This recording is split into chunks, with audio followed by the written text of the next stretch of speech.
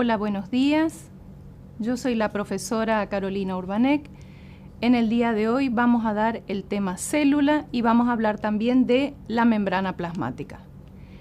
Los objetivos que persigo para la clase de hoy son, en principio, que ustedes puedan reconocer a la célula como la unidad de la vida, que puedan clasificar a los distintos tipos de célula, que puedan conocer la composición química de las membranas y también al modelo de membrana que es aceptado en la actualidad, que es el del mosaico fluido.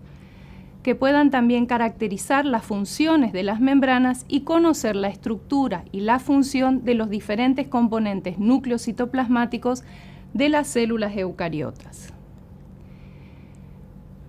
¿A qué se conoce como célula? En principio, el término célula fue acuñado por un inglés, por el señor Robert Hooke. Hooke, con un microscopio muy primitivo, miró cortes de una lámina de corcho y vio en esas láminas, en esos cortes, la presencia de como compartimientos.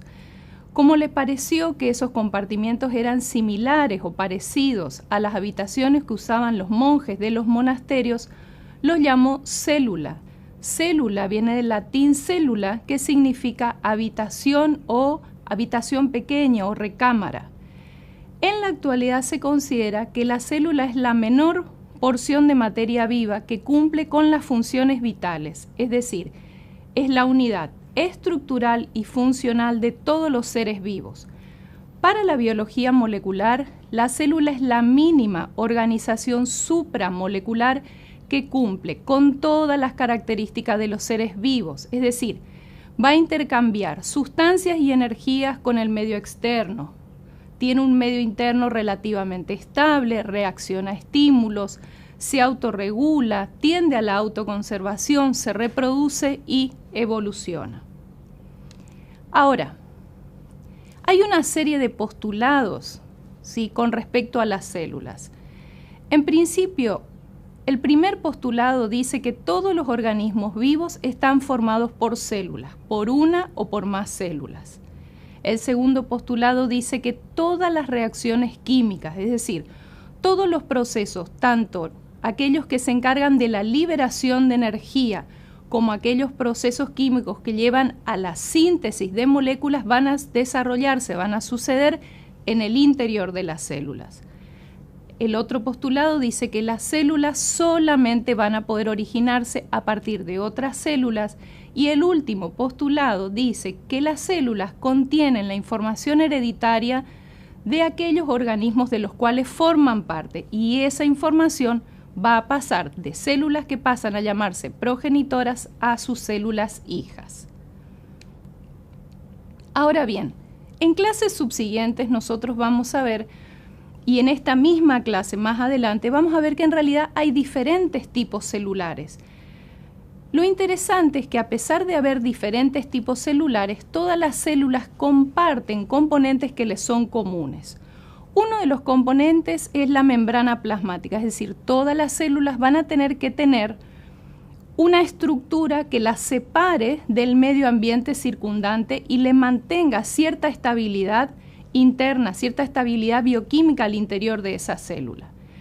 También van a tener lo que se conoce como matriz citoplasmática o citoplasma, que en realidad es una estructura similar a un gel, formada principalmente por agua, donde va a haber moléculas disueltas.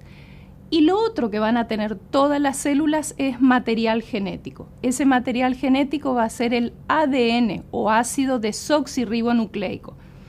La presencia del material genético es la que posibilita que las células se autodupliquen y después puedan transmitir esa información genética a su descendencia. Ahora bien, vamos a ver que a pesar de compartir estas características, hay células que son diferentes entre sí, se pueden clasificar diferentes tipos celulares. Hay un tipo celular en el cual el material genético está como disuelto en el citoplasma, es decir, no está separado del resto del citoplasma. Estas células reciben el nombre de procariotas. Pro significa antes y carion significa núcleo, es decir, son células que evolutivamente aparecieron antes y todavía no tienen un núcleo verdadero. Hoy día siguen existiendo ese tipo de células y son las bacterias que nosotros conocemos. Hay otras células, en cambio, que aparecieron más tarde en la historia evolutiva de la Tierra, en las que el material genético ya fue compartimentalizado, es decir, apareció una membrana que separó el material genético del resto del citoplasma. Esa membrana recibe el nombre de envoltura nuclear y estas células que tienen entonces un núcleo verdadero se llaman eucariotas. Los eucariotas están representados en esta época por varios tipos celulares, pero a nosotros nos interesan en particular las células vegetales y las células animales.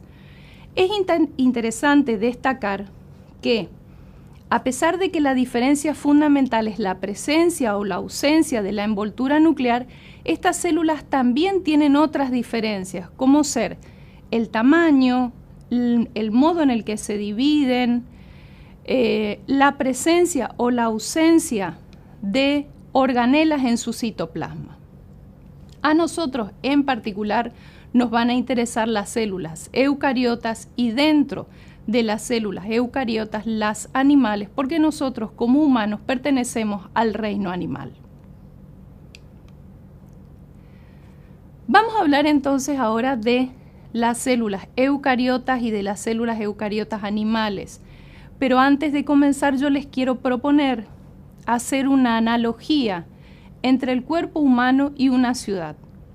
Piensen ustedes que en una ciudad como la que ustedes ven en la imagen van a tener edificios, van a tener casas, van a tener calles, autopistas, maneras de comunicarse. Si ustedes piensan, nosotros también estamos formados por casas que vendrían a ser todas las células que nos constituyen, que en algunos casos existen de manera individual, pero muchas veces estas células están conglomeradas a manera de edificios.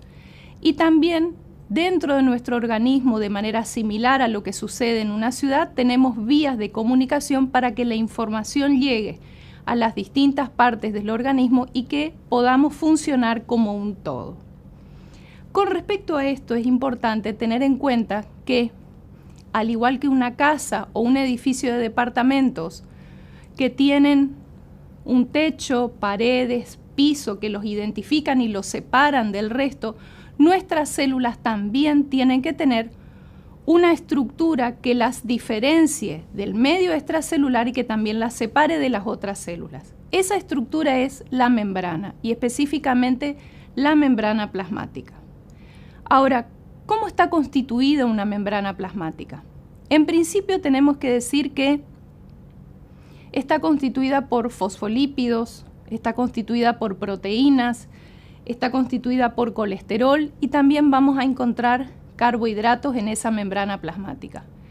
Tiene un espesor de aproximadamente 10 nanómetros y su estructura básica está dada por la presencia de los fosfolípidos.